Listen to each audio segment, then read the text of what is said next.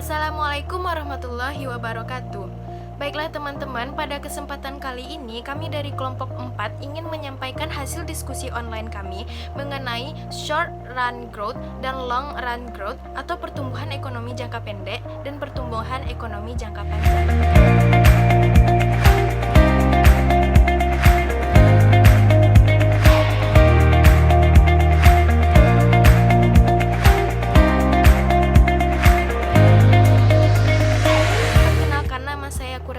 Dengan NIM 19059191. Perkenalkan, nama saya Novasya Putri Agusti, NIM 19059186. Perkenalkan, nama saya Nurul Faiza, NIM 19059189. Nama saya Nova Metas Putri, NIM saya 19059185. Perkenalkan, nama saya Muhammad Aditya Fajar, NIM 19059180.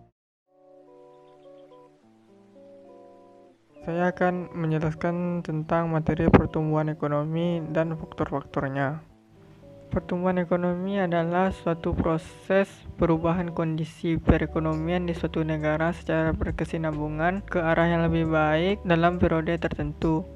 Pertumbuhan ekonomi dapat juga diartikan sebagai proses pertumbuhan kapasitas produksi perekonomian yang diwujudkan dalam adanya kenaikan pendapatan nasional. Adanya pertumbuhan ekonomi merupakan indikasi keberhasilan pembangunan ekonomi dalam kehidupan masyarakat. Pertumbuhan ekonomi menunjukkan pertumbuhan produksi barang dan jasa di suatu wilayah perekonomian dalam senang waktu tertentu. Semakin tinggi tingkat pertumbuhan ekonomi, maka semakin cepat proses pertambahan output wilayah sehingga prospek untuk kedepannya lebih baik. Faktor-faktor pertumbuhan ekonomi ada 5. 1. Sumber daya manusia. 2. Sumber daya alam. 3. Ilmu pengetahuan dan teknologi. 4. Budaya. Dan 5. Sumber daya modal. 1. Sumber daya manusia.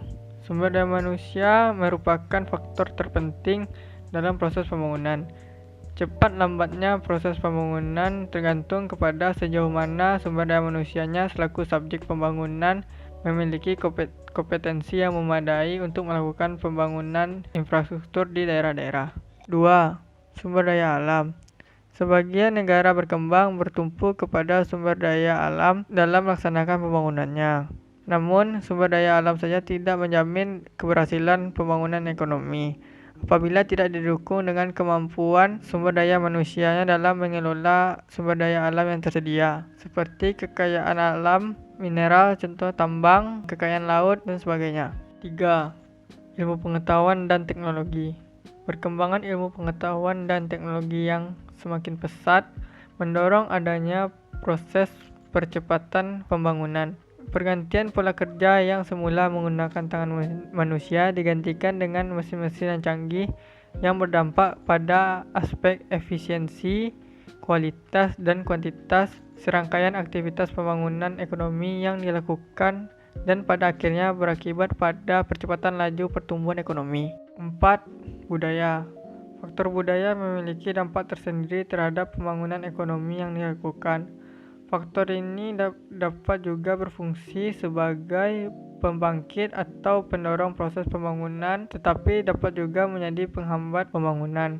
Budaya yang dapat mendorong pembangunan ialah contohnya kerja keras, kerja cerdas, tekun, ulet, jujur, dan adapun contoh penghambat pembangunan ialah korupsi, egois, dan lain sebagainya. 5. Sumber daya modal.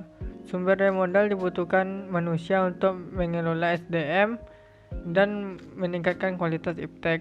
Sumber daya modal berupa barang yang sangat-sangat penting bagi kelancaran dan perkembangan pertumbuhan ekonomi, dan juga barang-barang modal juga bisa meningkatkan produktivitas.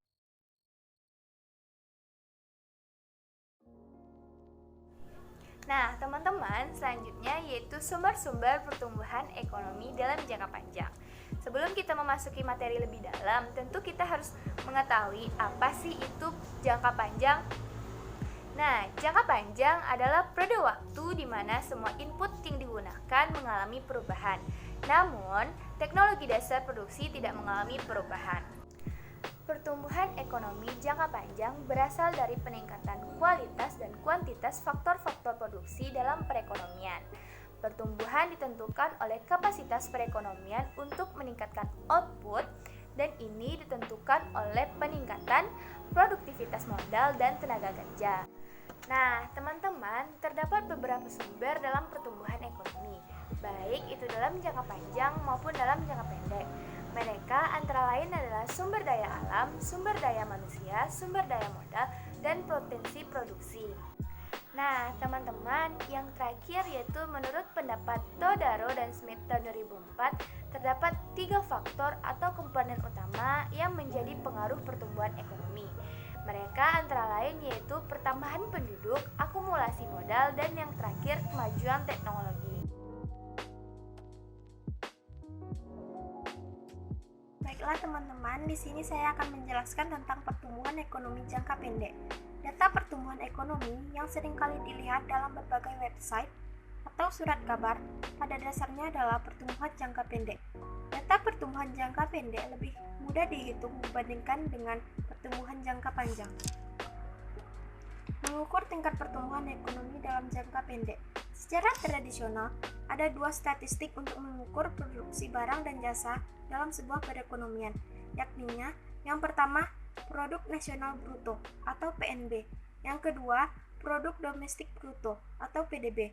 PNB yaitu mengukur nilai pasar dari produksi barang dan jasa oleh warga negara terlepas dari lokasinya, sedangkan PDB yaitu mengukur nilai dari produksi barang dan jasa di pasar domestik. Dari 2 statistik tersebut, lembaga statistik di berbagai negara lebih banyak menggunakan PDB daripada PNB. Ada 2 jenis laporan PDB, PDB nominal dan PDB real.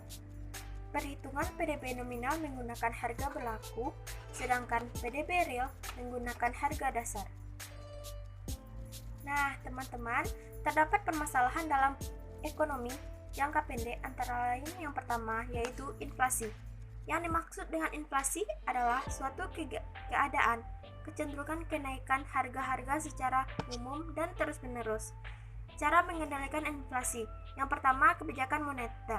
Yang kedua, kebijakan fiskal. Yang ketiga, kebijakan lainnya, di antaranya yaitu peningkatan produksi, kebijakan upah, dan pengawasan harga. Masalah ekonomi yang kedua yaitu pengangguran. Pengangguran terjadi karena jumlah tenaga kerja atau angkatan kerja melebihi tingkat kesempatan kerja yang tersedia. Berdasarkan tingkat pengangguran, dapat diketahui apakah perekonomian berada pada tingkat kesempatan kerja penuh atau full employment atau tidak. Masalah yang ketiga, ketimpangan dalam neraca pembayaran. Neraca pembayaran adalah neraca yang memuat ikhtisar dari segala transaksi yang terjadi antara suatu negara dengan penduduk negara lainnya selama jangka waktu tertentu dan biasanya 1 tahun.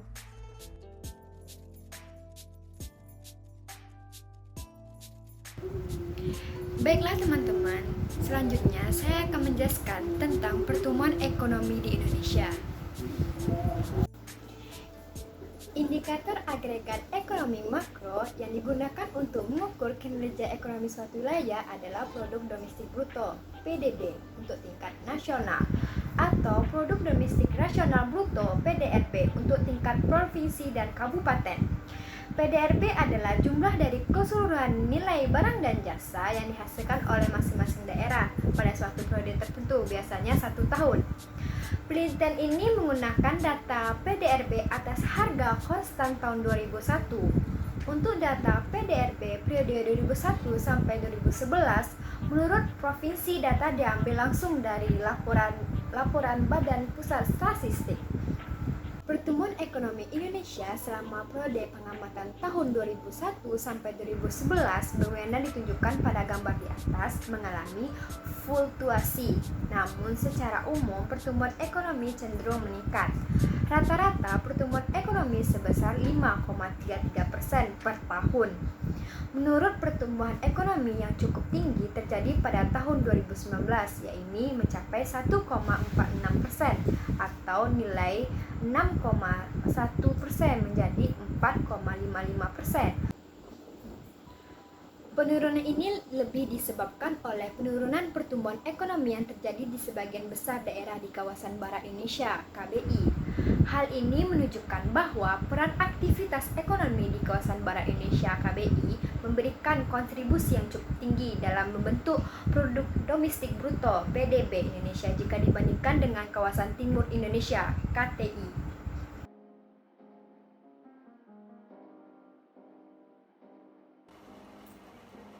Yang terakhir, saya akan menjelaskan mengenai produktivitas.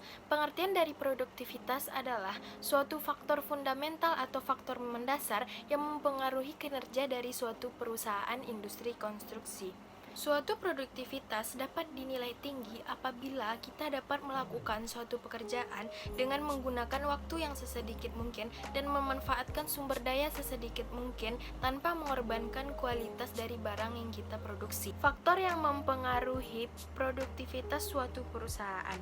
Yang pertama itu adalah pendidikan. Semakin tinggi ilmu pengetahuan dan kecerdasan yang dimiliki oleh karyawan, maka akan sangat menunjang produktivitas dari perusahaan ke depannya. Yang kedua itu adalah kesehatan. Semakin baik kesehatan jasmani maupun rohani yang dimiliki oleh masing-masing karyawan, maka mereka akan dapat bekerja secara maksimal. Yang ketiga itu adalah lingkungan kerja. Perusahaan bertanggung jawab memberikan lingkungan kerja yang baik kepada masing-masing karyawan. Dengan lingkungan kerja yang baik, mereka akan dapat bekerja dengan lebih giat lagi. Yang keempat itu adalah faktor manajerial. Faktor manajerial ini lebih difokuskan kepada bagaimana gaya kepemimpinan dari manajer. Manajer ini bertanggung jawab untuk membangun komunikasi yang baik dengan masing-masing karyawan. Dan yang terakhir adalah motivasi. Manajer harus memberikan motivasi kepada masing-masing karyawan agar karyawan itu dapat bersemangat mengerjakan pekerjaan. Tujuan dan manfaat utama produktivitas suatu perusahaan adalah yang pertama, dengan produktivitas perusahaan dapat menilai sejauh mana perkembangan produktivitas yang telah dilaksanakan oleh perusahaan dalam periode tertentu. Dan yang kedua, dengan produktivitas perusahaan dapat menentukan langkah kompetitif yang efisien dan efektif untuk meningkatkan profitabilitas perusahaan di masa yang akan datang. Indonesia tercatat memiliki nilai produktivitas yang masih sangat rendah. Posisi Indonesia berada di bawah Singapura dan Malaysia. Menurut data ASEAN Productivity Organization Data Book tahun 2019, Indonesia berada di posisi 13 dengan persentase sebesar 21%, sedangkan Malaysia itu berada pada posisi 8 dengan persentase sebesar 49%. Sedangkan posisi pertama itu diduduki oleh Singapura sebesar 115% dan posisi kedua itu diduduki oleh Hong Kong dengan 94%. Sekian presentasi dari kelompok kami. Apabila ada kesalahan dan kekurangan mohon dimaafkan sebab terkendala jarak dan beberapa hal. Atas perhatian dan waktu teman-teman kami ucapkan terima kasih. Assalamualaikum warahmatullahi wabarakatuh.